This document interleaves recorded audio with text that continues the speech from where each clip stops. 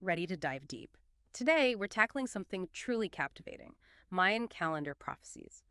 This ancient civilization, their predictions, it just seems to capture people's imaginations, doesn't it? And we're always up for exploring these mysteries. So, to guide us, we're turning to LostWorlds.org and an article by Gary C. Daniels. He's an award winning filmmaker, but he's also clearly passionate about ancient cultures. He even wrote a book, Mayan Calendar Prophecies Predictions for 2012 2052.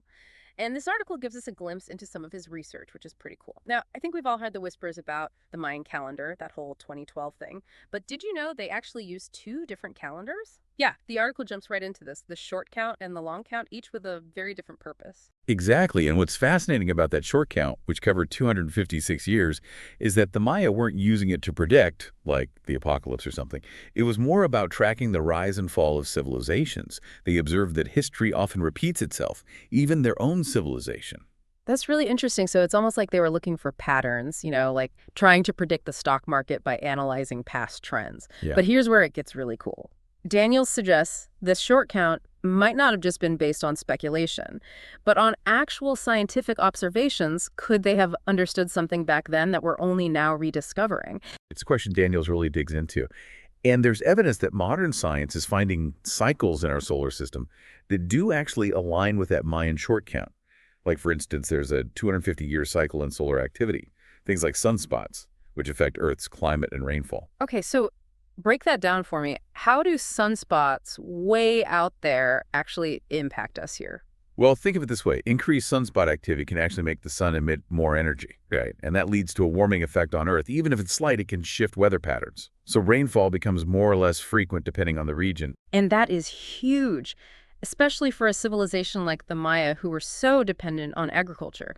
We're talking the difference between a bountiful harvest and famine, prosperity, or collapse. Imagine being able to anticipate those major societal shifts just by understanding these natural cycles. That's what the Maya might have been doing.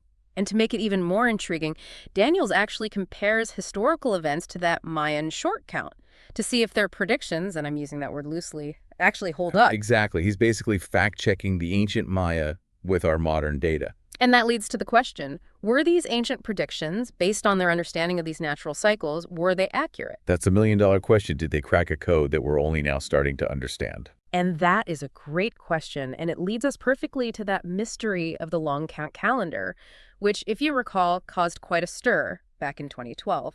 But we'll dive into that right after a quick break.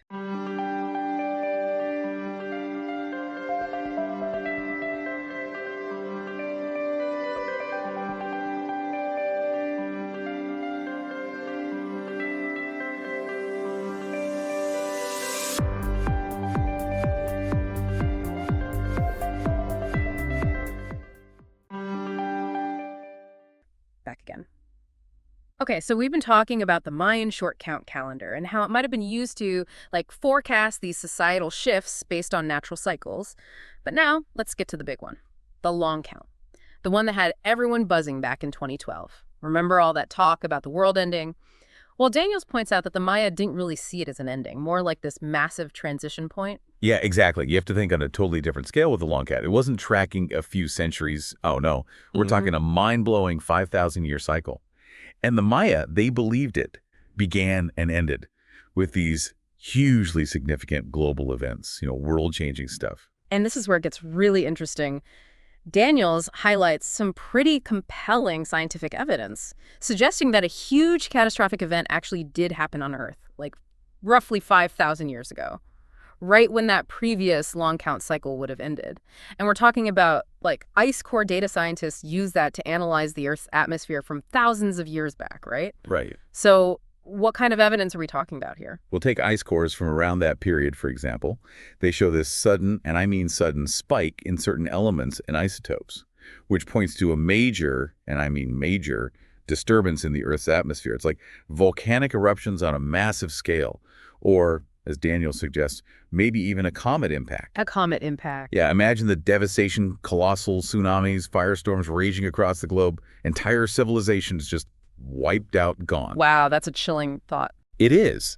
But if such a thing happened before recorded history, like Daniels is proposing, It would explain why we have so few traces of what came before. Okay, so we're talking about a comet impact potentially shaping the course of human history.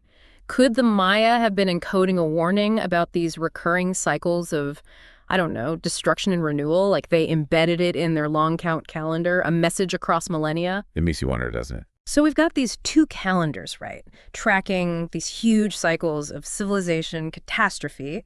It's a lot to process. But just when you think it can't get any weirder, Daniels throws in this whole other layer, the legend of Kukulkan. Now, if you don't know, Kukulkan is this major figure in Mayan mythology, often depicted as like this white bearded fast who just kind of appears out of nowhere. And legend has it he taught the Maya all sorts of things: agriculture, writing, oh, and the calendar system, of course. Oh, It's almost like too familiar, you know, like stories we hear from other cultures all over the world. it's true. That archetype, the wise, benevolent outsider sharing knowledge with humanity, it pops up again and again across cultures throughout history. Think about ancient Chinese tales, for example, full of these white-bearded immortals coming down from the heavens, bestowing wisdom. Wait, are you talking about those Chinese legends about like the immortals or celestial beings?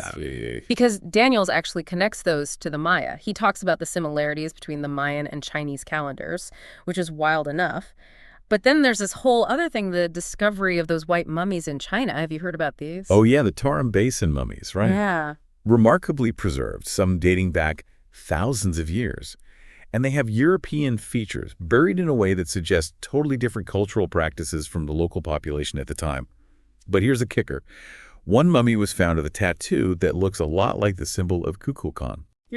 See, this is why I love this stuff. It's like, what is going on here? We've got these calendar systems with crazy similarities and then evidence of these figures who just don't fit into our neat little understanding of ancient history. It's like Daniels is suggesting this whole deeper, more interconnected past than we ever imagined. It really makes you think, were there ancient connections between civilizations separated by vast oceans? Or, and this is even wilder, could this point to an even earlier civilization? One that predates both the Maya and the ancient Chinese, a global civilization maybe. And their knowledge, their influence, is just lost to time. Okay, my mind is officially blown. This is why we do these deep dives, folks. More questions than answers. But those are the questions that make you think, that keep you curious. And remember, we've just scratched the surface here. If you want to really dig into the Mayan calendar, the science behind it, those connections to other ancient cultures, check out the full article on LostWorlds.org and, of course, Daniels' book for the deep dive. But before we go, one last thought to ponder. If the Maya were right about these cycles, about this hidden order to history that we're only just beginning to understand, what else might they have known? What other secrets are still out there, buried in the past, waiting to be rediscovered? Until next time, keep exploring.